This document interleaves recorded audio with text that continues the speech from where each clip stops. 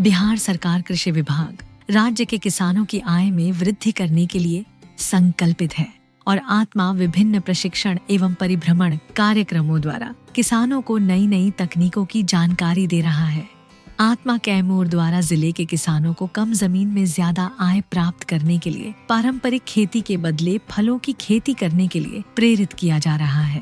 फलदार पौधों की खेती में सफलता प्राप्त करने वाले एक किसान हैं रामगढ़ प्रखंड के डरहक ग्राम निवासी राजकुमार महतो, जो मुख्य रूप से केला की खेती करते हैं।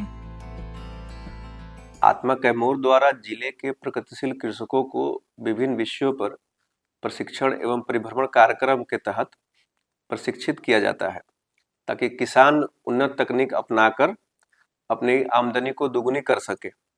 साथ ही जिले के अन्य किसान भी प्रगतिशील किसानों से प्रेरित होकर कृषि के क्षेत्र में उन्नत एवं आधुनिक तकनीक अपनाकर अपनी आय को बढ़ा सके। राजकुमार जी ने खेती की शुरुआत सब्जियों की खेती से की थी। फिर इन्होंने पारंपरिक धान गेहूं की खेती भी शुरू की, पर इसमें इन्हें ज्यादा मुनाफा नजर नहीं आया, तो इन्होंने आत्मा कैमूर से संपर्क किया। आत्मा द्वारा इन्हें फलों की खेती के प्रशिक्षण के लिए नालंदा उद्यान महाविद्यालय नूरसराय भेजा गया। प्रशिक्षण प्राप्त करने के बाद राजकुमार जी ने वर्ष 2020 में 1 बीघा जमीन में केला की खेती की शुरुआत की, जिसमें इन्हें अच्छा मुनाफा हुआ।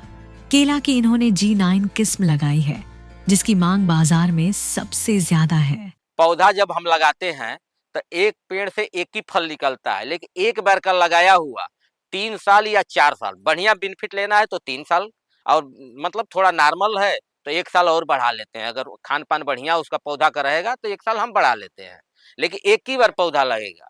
इसके साथ ही इन्होंने पपीता की खेती भी शुरू की, जिसमें रेड लेडी जैसी फेमस वैरायटी का पौधा लगाया।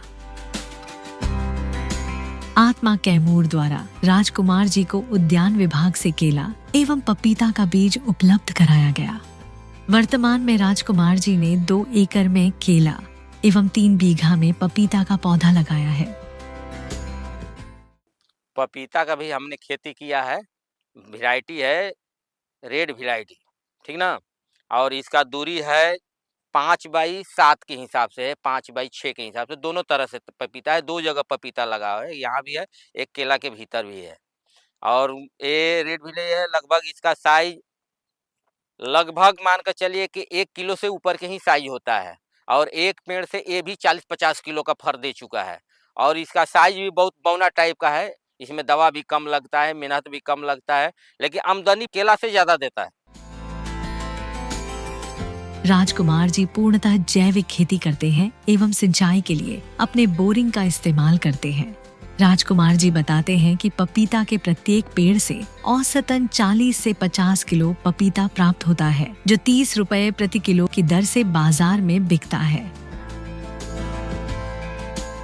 आत्मा के अधिकारी कृषि संबंधित जानकारियां राजकुमार जी को देते हैं एवं समय समय पर विभिन्न प्रशिक्षण कार्यक्रमों में इन्हें भेजते रहते हैं।